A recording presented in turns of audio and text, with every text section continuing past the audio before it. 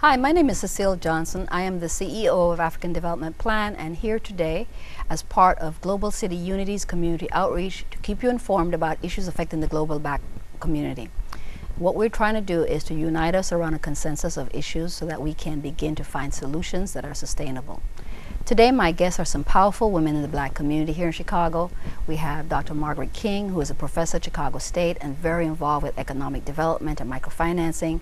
We have Cassiopeia, who is a business leader, and she is part of the blackmall.com, right? And then we have Mama D. Love, who is an educator, a minister, an activist, and like a mother to all of us in the community. So, ladies, I am so happy to be here with you. Thank you for coming. Thank you. Okay. Today we're going to show focus on the year of the Black woman and tying it into the need for economic development in our community. So, Mama D, you're the educator. You're the one that worked with little children, Montessori. Can you lay a foundation for us, explain to us what this year of the Black woman is? How did it all come in? Well, first of all, I want to thank you very much for this opportunity to be on this program because I am familiar with all of your many activities and things that you do to bring awareness not just to the people locally but around the world and around the globe. So thank you for having me here. Thank you. It's hard to put the Black woman in a year when you recognize that the Black woman is the mother of civilization. When you are parents of civilization and not the boys and girls, it's very difficult to just say 1 year. Although the United Nations on March 25th, 2015, they unveiled the memorial to the chattel slaves and also the transatlantic slave trade. And they designated this particular year as Women in Slavery. And in addition to that, they kicked off the decade for the people of African descent. And so as an educator of children under the age of 4, when they have 80% of all of their information if they live to be 2,000 or 200 years old, the Montessori method educates the subconscious brains of children under the age of 4. And it's very important at that time to teach them how strong they are, because as they grow older, they won't remember a lot of things, but they will remember what is in their subconscious brain, because that will be their driving force throughout their lives. They will only learn 20% more, and they have 80% in those first 4 years of life. And it's critical that particularly older women help younger women. There's an organization that we were kind of playing around with called Wisdom, and that was women in support of daughters on motherhood readiness, because so many times instead of slamming our young women, oh, they're pregnant and they're this and they're that, and putting them down, it is a very critical time for us to put our arms around them and love them into shape, because whatever their feelings, that life that they're carrying, that sacred life, is feeling those same emotions. So it's very important that we stop the bashing of mothers, unwed mothers, because the real problem is unwed fathers. If you change partners and sexually dance once a month, you can have 12 babies by 12 different girls at the end of one single year. You can change partners and sexually dance once a week and have 52 babies by 52 different girls at the end of one single year. Men have the potential to change partners and sexually dance once a day and have 365 babies by 365 different girls at the end of one single year. And yet we birth control her, who can only bring forth one child, barring twins and multiples in one single year. And it takes 9 of those 12 months to have that one single birth. So first of all, we've been birth controlling the wrong one from the beginning. Wow. That's deep, Mama D. Well, we have, to Oh go my. to the point, we have a loose loins problem. Loose loins, And yeah. there are no fields for any man to be sowing wild oats. Seed is sacred. And once we get that idea that when we see our young men walking down the street, I say to them, how are you, sacred seed generation? And I say to the woman, the young lady, how are you? Because you house the sacred seed. And once we get that in the community, you got to first of all know who you are before you can operate the businesses and all these other lawfully things that we want our people to do.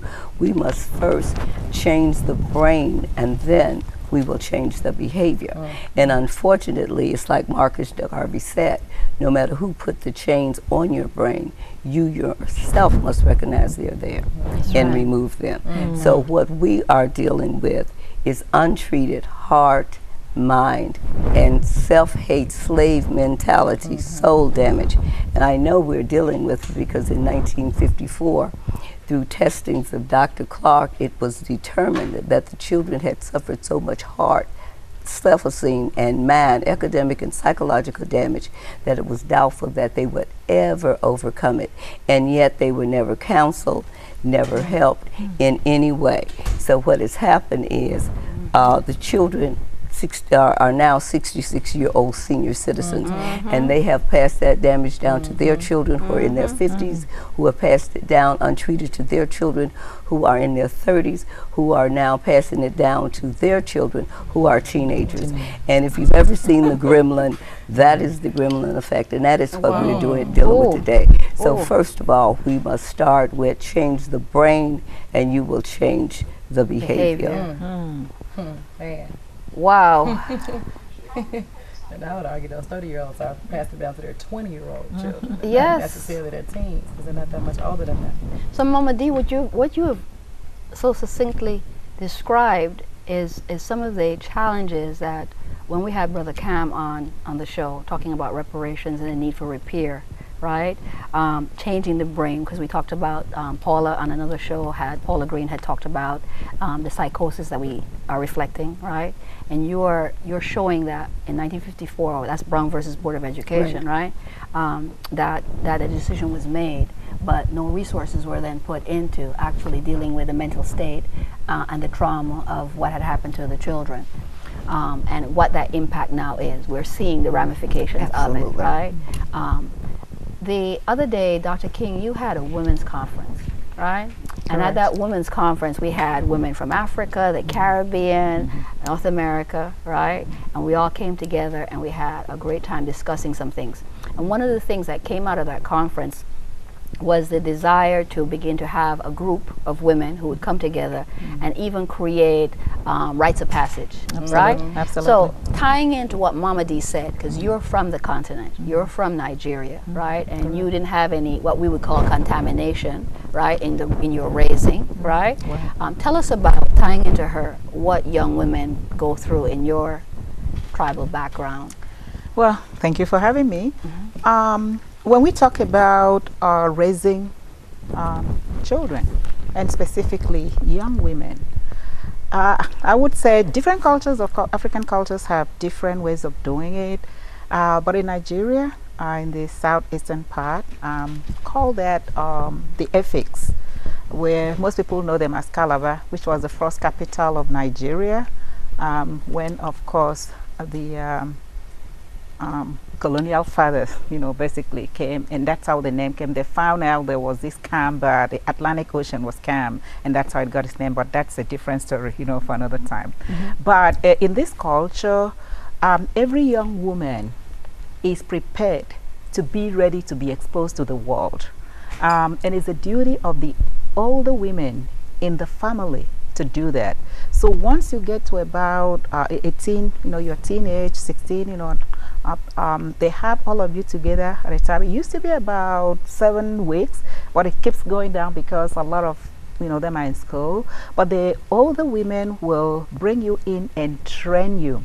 Now, the outside world may not understand all of these, and they think it's just the female genital mutilation, and they kind of giving it all the bad names. No, it's the training of these young women. They teach you how to be clean. All right, they teach you how to take care of yourself, how to dress and how to cook, how to prepare yourself for manhood, and even to take care of your family, your man. So you go through all that training, and it prepares you for the world. So that's one of the things that we were talking about during that conference, and that we need to get together and actually make our young black, even men and women in outside, the African continent, call us the African diaspora, to be able to go through these kinds of training. Let's teach us and connect us to our identity, our culture, and get us to know who we are, prepare us for the world. Otherwise, if we're not doing that, they are going to be learning things from TV, some other things, and focusing on violence and things that are destructive to our communities. So that's the training that we were talking about, how we can bring that to African diaspora, so we can connect, and the issue of identity crisis will be history. Right. So I see Mama D and Dr. King will be getting together at some point to talk a little further. As Mama D said, change the brain and change the behavior. And then Dr. King is saying if you raise them right, then we won't have to do that, right? And so there's been a real big disconnect. Cassiopeia, as a younger person here in the group, right? Let's talk a little bit about that. A few months ago, we had a thing called Revolutionary Motherhood, remember? And we were down at Culture Connection. And while we were there, that was a time the women came together, and we were talking about different things. We had a big circle, and it was really cool. So I'm going to tie that in first. I want you to talk a little bit about that, and what as a young woman you feel we need, right?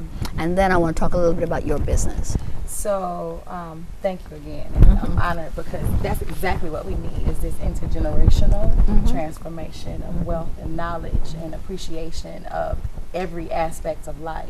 And actually the Revolutionary Motherhood that we had back at Culture Connection some months ago, I think that was like December maybe, or January, we had a lot of women, and they were able to come and heal and be able to talk with each other, so that we can understand the stories, how one another has gotten through those different times, and the fact that you have other people around that are going to put their arms around you. And we've actually done about 3 more of those Revolutionary Motherhoods since then. And it's open for women to come. The next one will be in September. We've also done things on how women have anger towards, their different family members, and how to be able to get through that, and how that actually can make you physically sick, because we understand that, to harbor such type of emotion then brings on stress, but then of course we know brings on illness, and that's not how we, prevent. So definitely that transference and rites of passages is something that some of me and my sisters have been talking about amongst our age group as well, in regards to that we need to have the sisters in all age groups, come, the elders, the warrior stage, the youth come together, so that we can all be learning together. And I absolutely love that, and I think that's completely necessary. And what is beautiful about this is right here on this stage, right? I'm from Jamaica, so I'm from the Caribbean. Dr. King is from the continent, right? And you guys are from America, right? So we have the diaspora represented right here, and we are already on one accord, right? What we're going to do with our womanhood. There are a lot of programs for men, right? And when they say when you educate a woman, you educate a nation. Studies have already shown when you invest in the women, they will have less children, educate them more, feed them better, and so actually increase a human development index and life standards. So not to put down the programs that they have for men, but if the women were stronger, then the children would be stronger, right? And so we would have less of what we're having going on now. So Cassie, you are also the owner of the blackmall.com, right? So how did the blackmall.com get started? It got started because me and one of my business partners for the Black Mall would go to our businesses all the time, and when we would try to tell other people, like, oh, you should go to this restaurant, you should go to this store, we'd always get this excuses. They're probably going to open up late, or they probably cost too much, they're going to have bad customer service. And we were like, well, we know a whole bunch of them that are amazing. They have great prices, they have amazing customer service, and of course their product is really great, so that's why we go back. So because of some other the organizations that I had been a part of that initiated beforehand, I had a list of like 5,000 people in the email already. And with that list, we were able to shoot out to those people those businesses that we like to patronize. And then we were like, well, let's go ahead and put it on the website and have a yellow pages that focuses only on Black-owned businesses, because a lot of times we find out that some Black-owned businesses don't survive simply because people are not aware of them. Right. And so no one doesn't come. And then we're so afraid of money in that way and thinking that marketing cost a lot of money that they wouldn't invest. That wasn't a part of their budget line item, which is that needs to be at the top of your list of everything that you need to spend your money on when you're having your business, is to have a marketing budget. So we were like, let's do it. It doesn't cost us that much to be able to house a website and to even have this email list. So we can do things for like $15. You got $15 to spend on your business. And that actually worked, and it picked up, and we ended up getting into vendors. We got over about 500 businesses listed. The email list has grown to now to 40,000, and we're able to be able to send out those messages to people, and people are just using it and love it, and awareness is getting out there. And I think people are seeing that it's bubbling. The Black-owned business and that movement is starting to bubble, and people are really starting to get in tune. So That's awesome, because we will be talking about in August of 2015 the Buy Black Business Month. Yes. But we really want it to be a 365-day event, right? Because the dollar spends 6 hours in the Black community, and if we were buying Black 365, then the dollar would spend a month like it does in the Asian community. So, Dr. King, you are at Chicago State, and you deal with microfinance. Right? Correct. And the Global Institute. Can you tell us a little bit about how that ties in? Because we see that the African American community is similar to me, as far as I'm concerned. I'm from Jamaica, what we call a developing country. It's similar to a developing country, right? So therefore, the tactics that we're going to use for developing country need to be the same things that we're using here. So Dr. King, how do you approach that? Microfinance. When people hear that, usually they think it's a third world concept, okay? And I don't like the word third world. Me neither. We focus more on developing, Right. Because everybody sort of has different stages of development. But it's actually something that has been imported, of course, and brought to urban America, where businesses that are poor, or women, especially with a focus, who are not able to obtain bank loans, can have a privilege of getting some kind of credit that will assist them to grow their business. Now, when we want to define this, different countries have different definition and different yardstick of defining. In America, we're looking at business of about 5 people, 1 to 5 people, and it started out with about 15,000. That's a lot of money for other places, right? But in some African countries, you can basically have maybe, I would say, $100 to actually be able to start a business. So microfinance is that approach where people, usually women, as we say, when you develop a woman, you develop an entire community. Right. So they can get this money and get a business started and be able to team up with each other, and that business is successful. Micro, because you are not able to get into the mainstream yet. But as you begin to grow, the idea is not for micro to remain micro. The idea is for you first create a business for yourself, and then be able to hire others, and then we have money to be able to send your children to school, put food on the table, and a roof over your head. And usually when that is done, focusing on women, you know that a whole lot of people you know, benefit from it. So tying it with what Cassie had said, and it's really great to meet her because I have all these messages coming through my phone. All right. Now you know who it is. I did not know, and she's advertising everything. I knew, and I mean, basically know everything that it's. I'm not like, this is wonderful, and I'm not clicking it off like I need to find this person and know her. And I saw her today. You just mentioned Cassie. Wonderful. It's really so good to meet you. It is an important tool for microfinance. That is marketing. Because if you are not able to get your products out, if you're not able to market it, you're not getting money in. So that is really wonderful. But at Chicago State, we kind of just started out with the Global Institute. We launched and had a bank that actually sponsored, gave the grant, the initial money. What we do is train our students first on the act of personal finance, personal financial management, understand how to manage money, and we try to build credit. So we run a series of about 4 workshops with our students, the basics of money, financial management.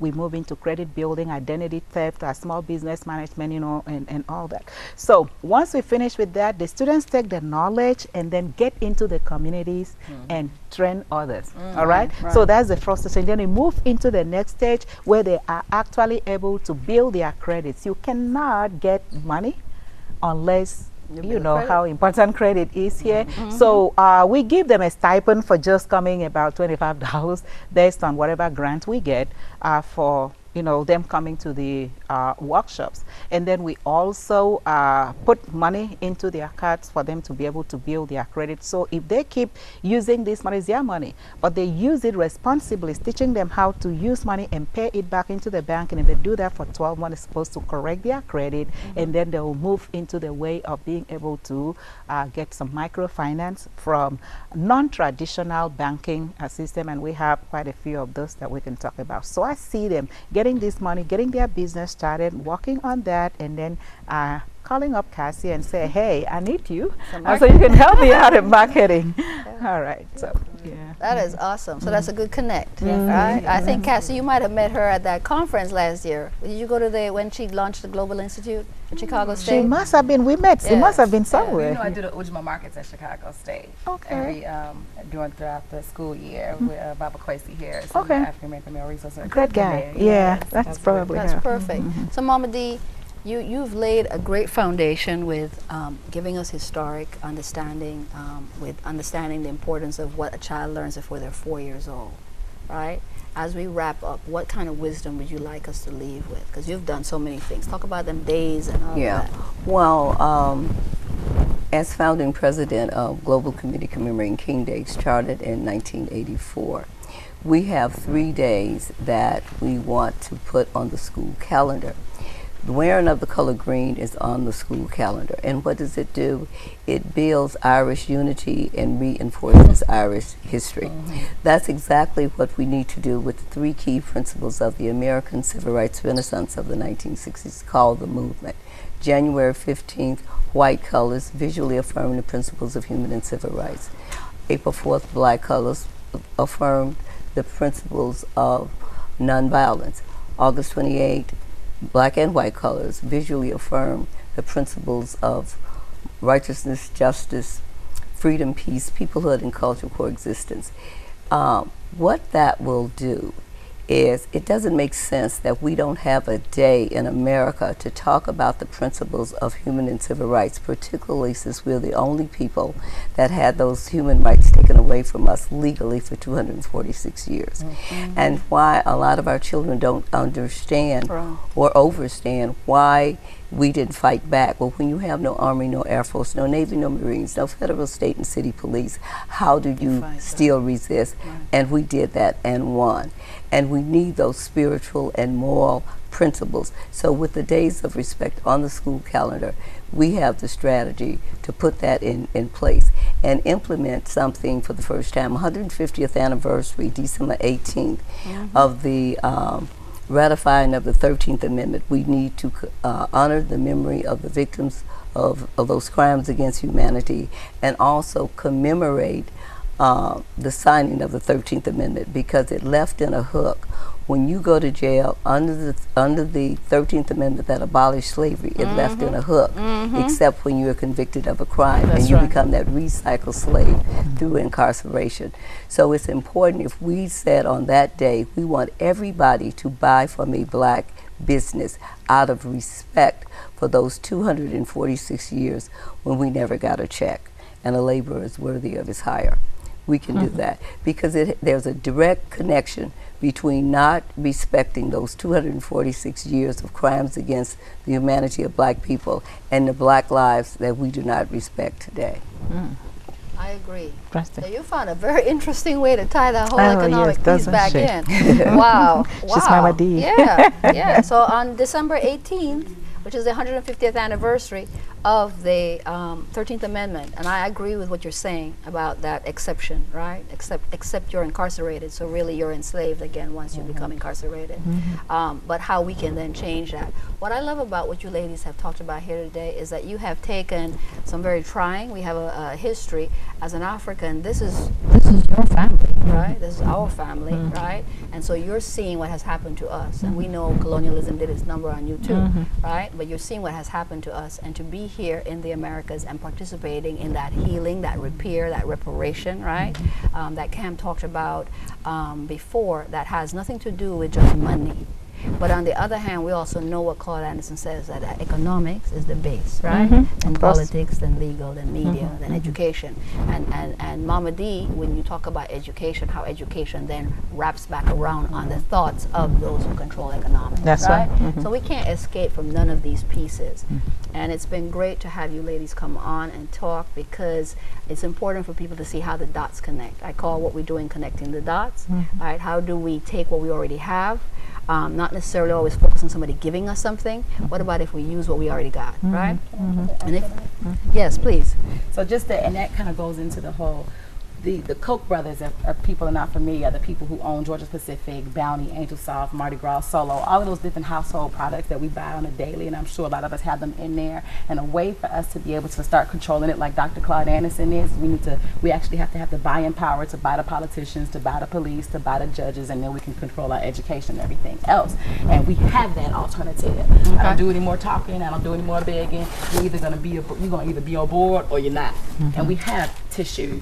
We have bathroom tissue, we have soap, we have paper towels, we have deodorant, all black manufactured. And so I ask you all, and everybody here and in the audience, to make sure that you are buying from your people a necessity, $1 billion entity, because you don't want to be able to fuel the people, the Koch brothers, who then privatize the jails, and make sure that they are funneling people so that they do lose their 13th Amendment right and become recycled back into slavery. And when you buy from your own people, you're not fueling the entities that are actually trying to push us back into that particular situation. So what else? So I want to thank you ladies for coming on board for such short notice, but giving us so much, tying it all together. The Year of the Women, which will be every year is the Year of the Women, right? So thank you.